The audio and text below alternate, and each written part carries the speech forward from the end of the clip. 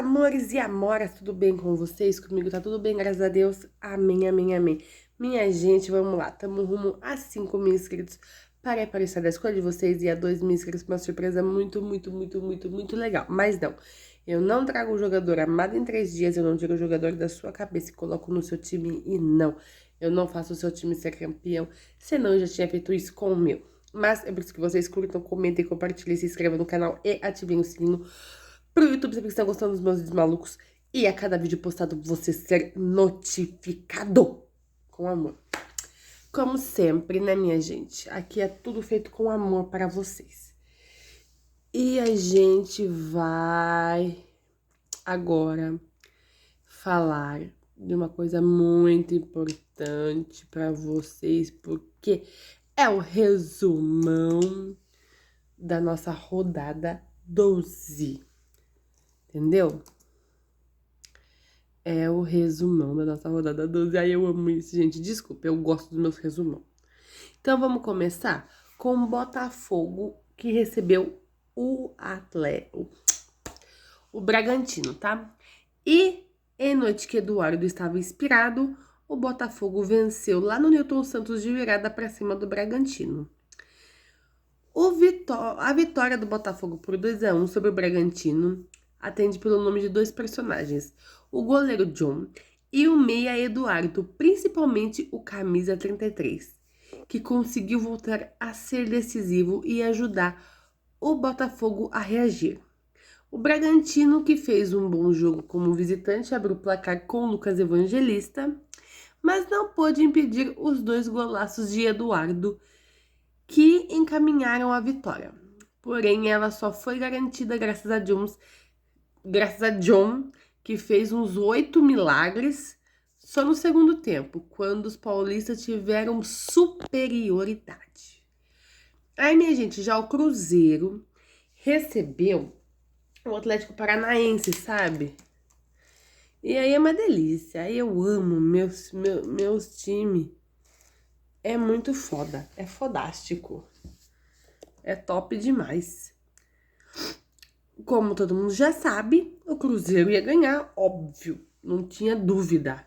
Bom, eu não tinha dúvida, já não sei vocês. E aí, vou falar pra vocês uma coisa, gente. Esse menino, Gabriel Veron, não tem o que fazer, né? Cada vez ele tá fazendo um gol diferente, ajudando o time dele. Quem dele tá com saudade do Veron é os palmeirenses, né, minha gente? Tem palmeirense com saudade do Veron? Que ele tá pegando e batendo em todo mundo, tá? E o Cruzeiro derrota o Atlético Paranaense e entrou lá no G6 do Brasileirão. E Gabriel Veron e Vitinho foram os autores dos gols sobre a vitória do Cruzeiro em cima do Atlético Paranaense lá no Mineirão. É assim, ó. A vitória foi celeste. O Cruzeiro derrotou o Atlético Paranaense por 2-0 lá no Mineirão, com golaços de Gabriel Veron, que abriu o placar no primeiro tempo. E aí, no segundo tempo, o Vitinho fechou a conta para a Raposa, entendeu? E assim foi feito o jogo, com muita gratidão. E aí, minha gente, o Juventude estava recebendo o Flamengo Malvadão. Só que o Juventude resolveu bater no Flamengo Malvadão por 2-1. E o Juventude venceu de virada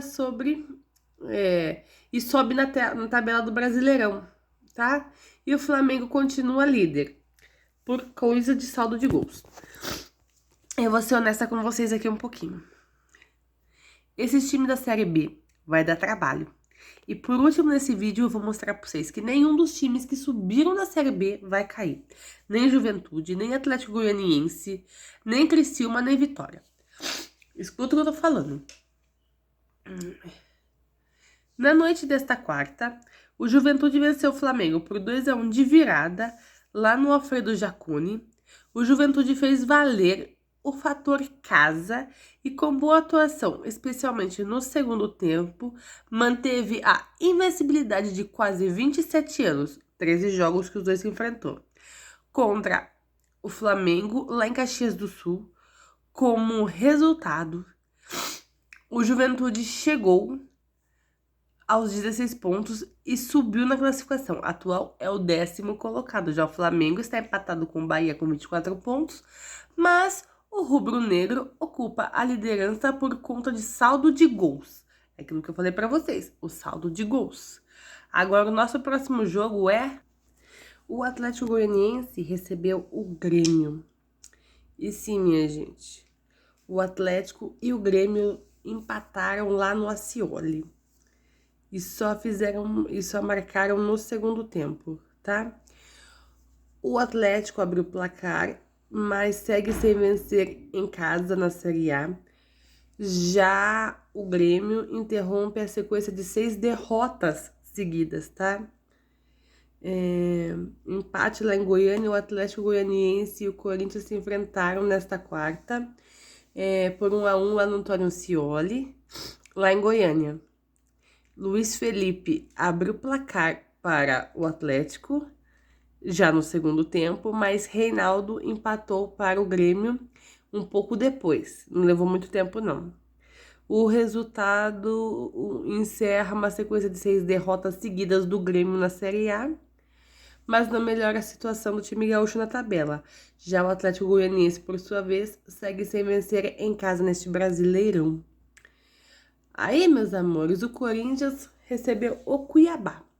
E o Corinthians buscou o empate, mas continua no Z4 do Brasileirão, tá? E aí o Cuiabá abriu o placar, mas perdeu o pênalti que o Donelli defendeu. Ele teve chance de matar o jogo e não conseguiu. E na base do abafa, né? Que é misericórdia. E o Timão teve um golaço de Matheus Bidu, Matheus Awal. Eu vou falar um pouquinho com vocês. Eu vou ler aqui o resumão que eu fiz, ó. O empate que não resolveu nada para ninguém. O Corinthians buscou o empate com o Cuiabá em 1-1, lá na Neoquímica Arena. Num jogo o resultado poderia ter sido pior. O Cuiabá começou muito bem, abriu o placar com o Marlon logo nos primeiros minutos do jogo, mas perdeu a chance de matar o jogo no segundo tempo ao desperdiçar um pênalti cobrado por Isidro Pita e defendido por Matheus Donelli. Eu vou falar um pouquinho desses dois. Sempre deixei claro para um monte de gente que Isidro Pita era um dos caras que eu queria no meu time. E não, gente, não reclamem do Matheus Donelli, porque nem tudo é culpa dele. O cara era o terceiro goleiro do Corinthians, logo após Cássio e Carlos Miguel.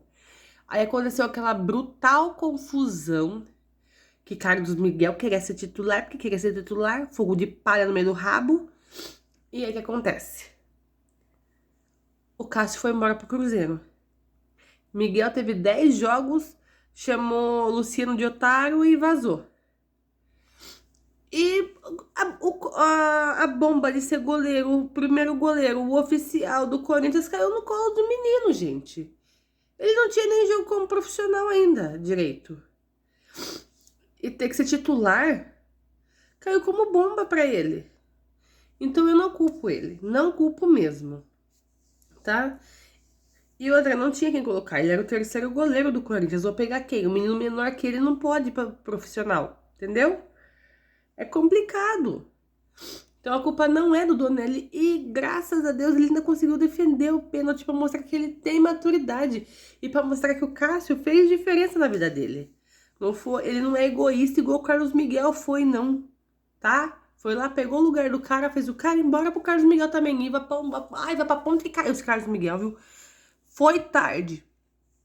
Eu acho que se tivessem visto a máscara dele antes, dado essas oportunidades pra Cássio, não quer ver até onde vai a máscara dele?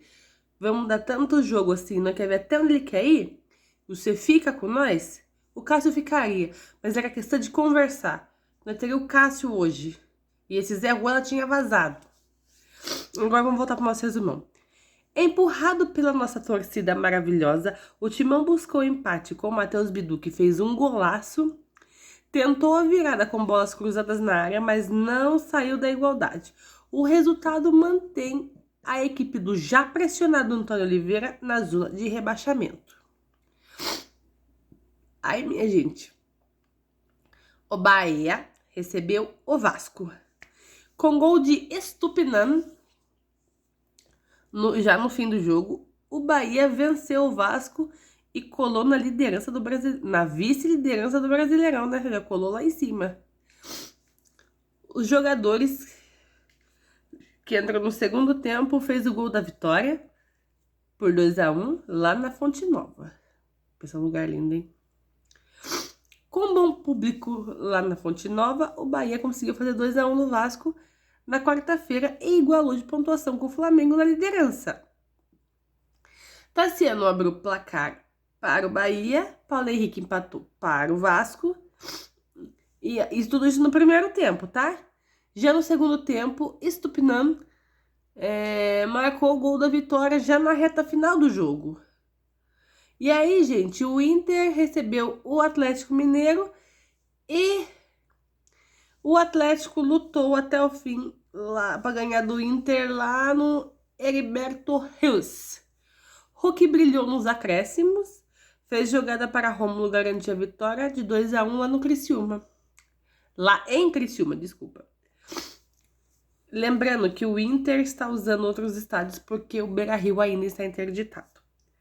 O Atlético Mineiro lutou até o fim e foi coroado com a vitória por 2-1 sobre o Inter na noite desta quarta-feira, lá no Heriberto Rios, em Criciúma. Os gols saíram no primeiro tempo. Cadu abriu o placar aos 8,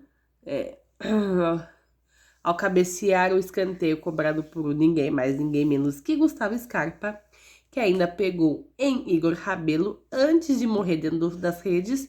Os gaúchos deixaram tudo igual, com o Alan Patrick, que errou o pênalti, mas aproveitou o rebote e guardou aos 21 do primeiro tempo.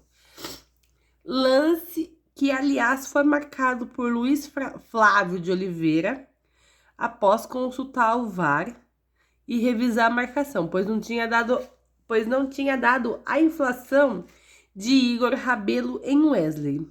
O Atlético tentaria a vitória com o Hulk no fim, mas o atacante perdeu 2 chances. O chute de Paulinho em Fabrício, que operou milagres, e a coroação veio aos 51, quando o Hulk fez bela jogada, a defesa do Inter não tirou e Rômulo garantiu a vitória dos visitantes. Aí o Palmeiras malvadão foi lá na Arena Castelão, ver o Fortaleza e catou o Luceiro inspirado. Mas antes de eu fazer, eu vou falar pra vocês uma coisa. O Palmeiras tá indo com cabeça no derby da próxima segunda-feira, tá? Só isso. Me julguem e falem que não é. Olhem pro jogo e falem que não é. Ao som de olé, Fortaleza domina o Palmeiras e vence no Castelão. Luceiro marcou 2 vezes e Bruno Pacheco fez golaço para o Leão do Pici, que é o Fortaleza, pra quem não sabe. Verdão sofreu com as mudanças e perde o embalo no Brasileirão. Gente, vocês parem de achar que um jogo já embalou, um jogo que perdeu já desembalou, que não é bem assim. O Fortaleza dominou o Palmeiras do início ao fim na noite desta quarta. Venceu por 3-0 lá no Castelão. O Leão do Pici conseguiu aproveitar as mudanças promovidas por Abel Ferreira, que construiu um resultado com facilidade. Luceiro com um gol em cada tempo e Bruno Pacheco com um golaço no segundo tempo. Decidiram o confronto, que fez o Verdão interromper uma sequência positiva de 5 vitórias consecutivas. Mas no próximo jogo ganha de novo. Quer apostar quanto comigo? E é contra o meu Corinthians. Ai, meu coração. Aí, minha gente, o Flusão recebeu o Vitória. Outro time da Série B, lembra? Os times da Série B não vão cair. Os times da Série B não vão cair. Minha opinião.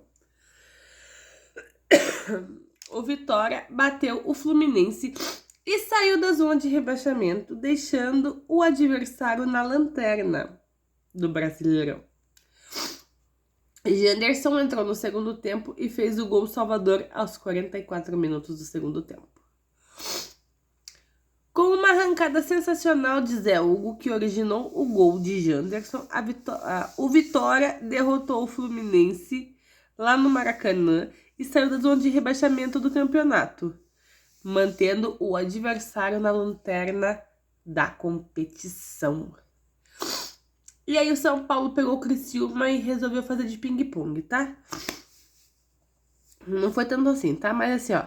São Paulo fez um gol relâmpago e bateu o Criciúma em casa e afasta a crise, porque o São Paulo perdeu já é crise, tá?